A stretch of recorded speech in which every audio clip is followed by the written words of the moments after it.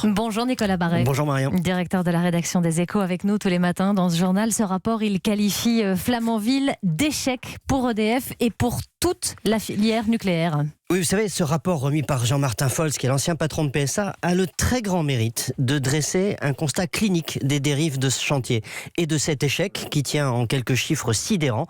Le projet d'EPR de Flamanville, lancé en 2006 par EDF, devait être un chantier de 4 ans et coûter 3,3 milliards d'euros. Or, la facture aujourd'hui s'élève à 12 milliards et ce réacteur ne sera pas mis en service avant fin 2022. Comment en est-on arrivé là ?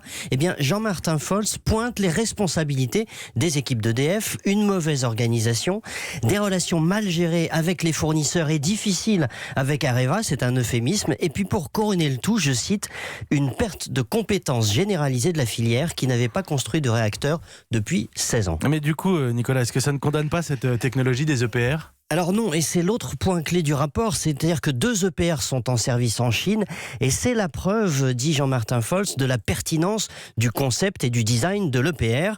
Les ingénieurs français, en clair, sont tout à fait capables de faire la même chose, et EDF peut se remettre de ses erreurs. Le vrai sujet, en fait, maintenant est politique. La France doit, en principe, décider avant la fin du quinquennat si elle construit de nouveaux EPR pour remplacer les vieilles centrales. Mais évidemment, les retards de Flamanville compliquent la donne. Difficile de lancer de nouveaux chantiers tant que ce réacteur ne tourne pas.